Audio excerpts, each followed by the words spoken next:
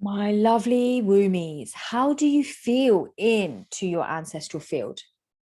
How do you feel it? I usually do these practices on podcasts because I kind of close my eyes and just go where I would go for myself. Maybe I look a little bit strange, but I've decided that I'm going to do this live on video and see if I can verbalize for you how to connect to your ancestral field. So I'm going to essentially do a live practice right here, right now, and you can follow along. You might have your own way of connecting to your ancestral field, in which case, if it works for you, keep doing that, right? You don't have to adopt anyone else's method, especially if you don't feel it. If you don't feel it, maybe you're being shown another way, another route in. Remember, this is like paths. We're all carving paths into the same place, right? The void. We're carving these paths, we dance along these paths, and you might have a really powerful and interesting path to share because of how you connect. And if you do, please share it with us, share it with everybody so that we can learn as well from the methods that you've developed. And I will share as well the methods that I have developed. What I've noticed, and especially doing this work with clients who go into and start to access their ancestral field, I'll tell you the things that are required from my perspective. The first thing that's required is that you have at least worked with some level of biological trauma and cleared that. So that why? Let me answer that question. Why?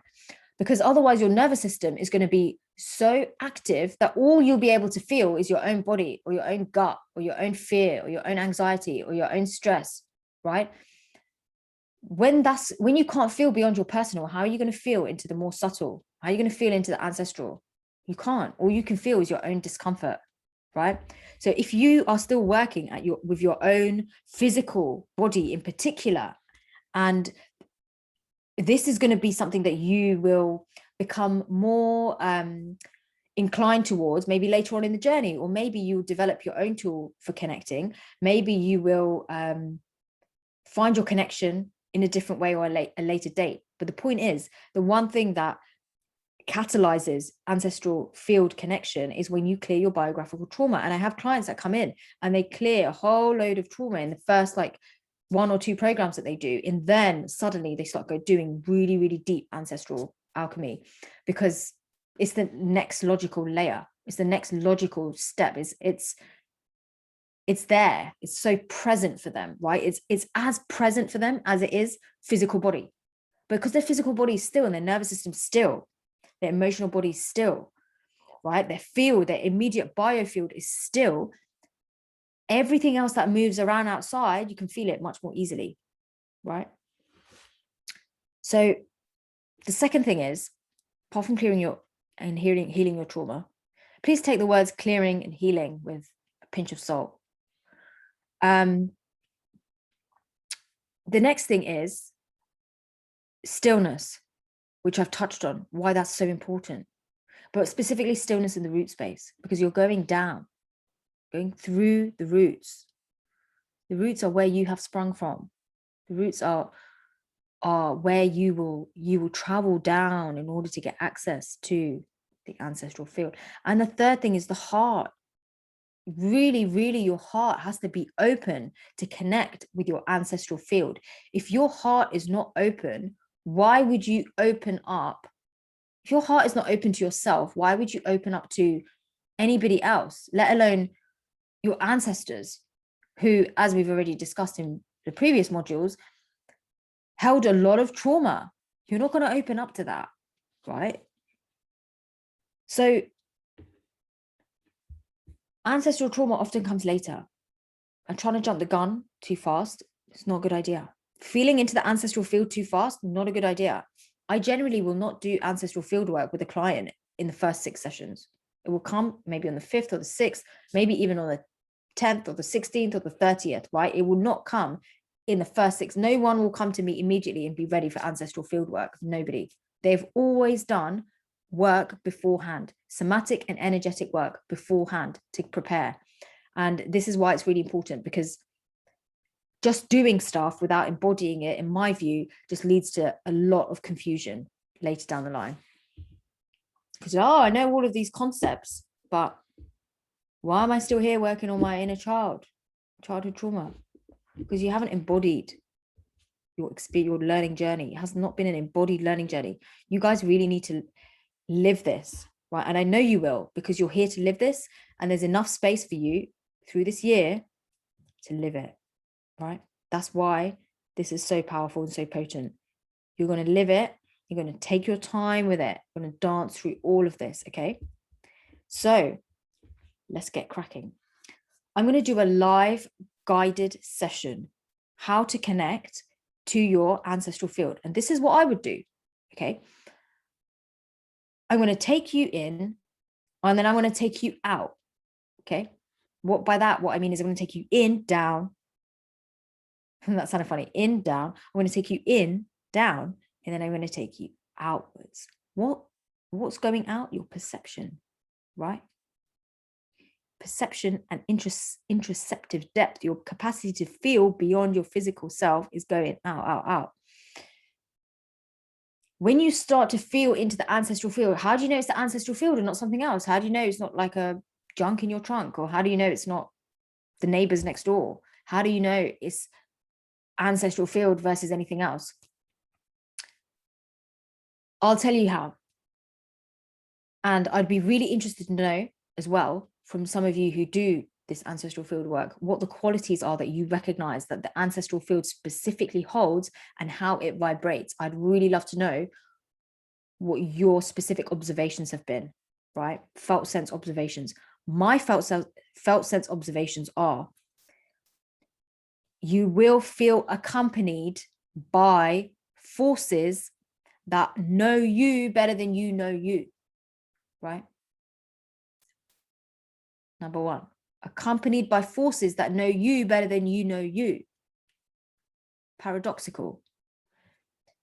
The second thing is, they will usually arrive together. When I say they arrive, what I mean is the field of consciousness opens, and there will be the present consciousness of more than what you would identify as a singular, right? My experience, right? There is multiple, you can feel the consciousness of multiple beings around you in the room at the same time. Number three, they are of a similar vibrationary state, right? And what that means is, why that's important is because if you had a field that was holding a lot of discord, where lots of different vibrational states, the field would be moving so much, it would feel like turbulence, right? It'd be like going out in a storm. But you've called yourself in to the ancestral field. And if you're going in with intention and you're not going in to create combat, create conflict, right? That field is going to be still, and it's going to be open and able to hold you. So if it's moving too much, chances are it's not that your ancestral field, it's actually your personal field, your biofield is moving so much, right? Ancestral field is just there.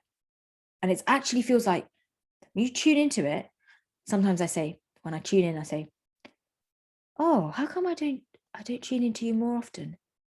You've always been there. You've always been there for me. Wow, you're always there. And it's that kind of, wow, this has always been there, right? That's how old it is. It's old, right? When I say old, you've got to take that with a pinch of salt, because we're working beyond time and space. But you know what I mean? I'm trying to put human language to non-human phenomena, right? Quantum phenomena. So it feels like this state of permanent accompaniment by still beings who are there without ulterior motive, right? There's no desire and there's no aversion. It's not there. If you find yourself getting pulled in some direction when you access your ancestral field, it's probably your personal stuff coming up, right? Maybe your ancestors are showing you something for you to work on. But generally speaking, there is not much movement, and it's just there. And that's why, as I'm going to talk about later, this is a very powerful field for healing and protection work, right? If you really are doing a lot of healing work every day and you want to make sure that you're remaining grounded and your field is protected, your field of consciousness is held and anchored, then learning how to work with your ancestral field is really, really powerful because it's there. It's just still, right? It may not sound glamorous, right? I'm not here to sell the glamour, new age, spiritual glamour. But there is nothing more potent when you are doing healing work or trauma release work with someone and things are flying around. There is nothing more comforting and assuring than that. We're just here, right?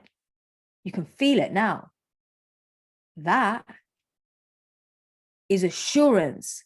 That is groundedness. That is what you want. That is how you want to work. That is how you want the place and the seat that you want to operate from. So let's just get cracking, shall we? Let's get stuck in. You want to start to access the ancestral field. What do? Set your intention, right? Be intentional. Assume it's done. Don't assume there's going to be blocks. Assume it's done, right? For now, you're accessing the field. You're not accessing specific people. So don't be wanting to call in grandmother Lily or whoever, right? Just focus on the field. Don't focus on the personification of the field, okay? I'll tell you why later. This is about you feeling, expanding your heart beyond your personal self, right? So gently close your eyes.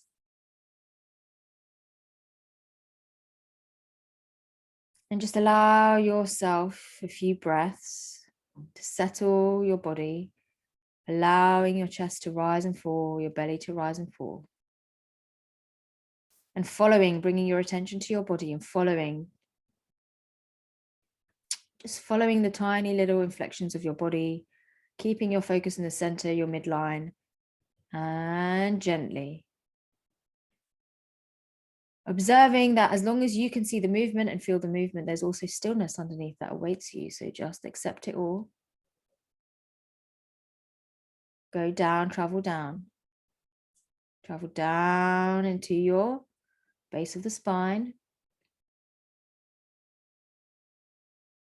Go down. My base of my spine is moving a lot right now. I wonder if you guys can feel it. So much movement, look, because I've been talking so much. So I'm just going to support grounding. I'm going to go ground. I'm going to just really anchor my own roots. And I'm going to really visualize the earth as I anchor these roots. And there, so immediately I can feel I've got a deeper rooting into the earth, and my system starting to ground and still. And there. And as I go down and into the roots, I start to open my heart, feel the intention to connect to the ancestral field, and allow your heart to dance open. Allow your heart, whichever way it wants to move. This is the dance. It's dancing open. Wow. Be pleased with yourself. Don't, one thing I always used to do was like judge when I'd feel movement. I'd be like, oh gosh, what's that? And sometimes it's joy, and sometimes it's love, and sometimes it's just creativity coming through, and it just moves a lot. Just be open to whatever it is. So open up your heart, feel, accept what's there for you, own it.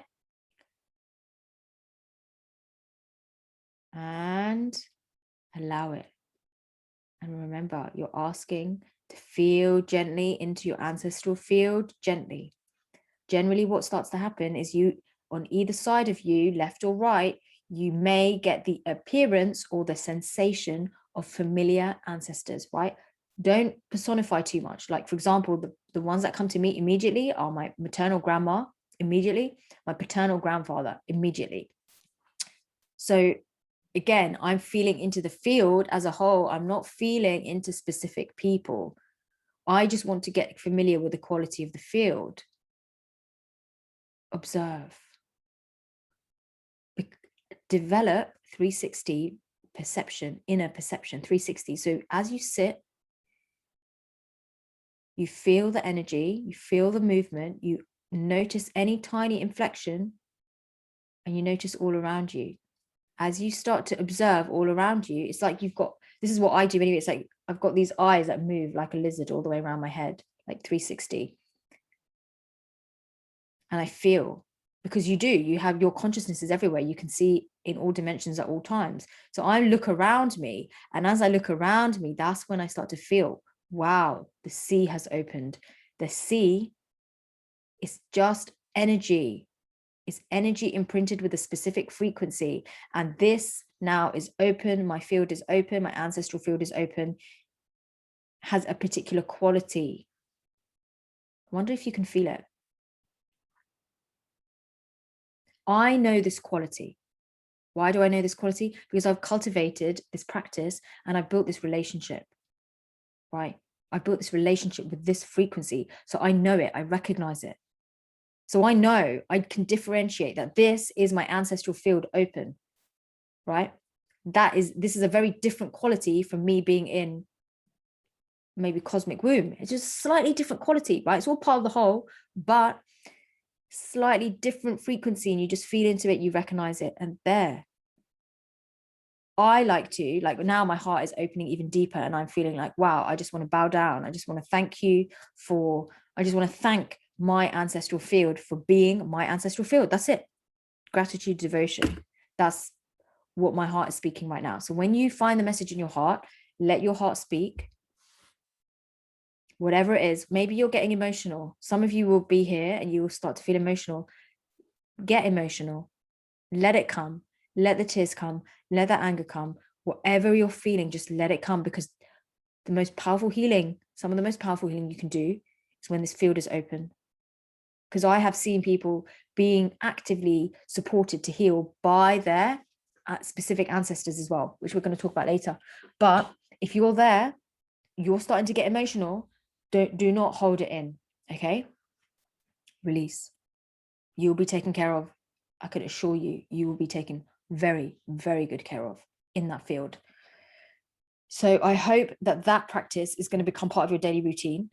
I will also make a podcast so that you can follow this practice on the podcast, and let me know how you find it. Let me know how it feels for you to start accessing this depth, and what the quality of your field is, and a practice for you. If you were to draw it without thinking, without using your mind, could you draw it? And what would it look like? And if you can draw it and bring it into the group, then love to have a look at it. So until I see you on the next module.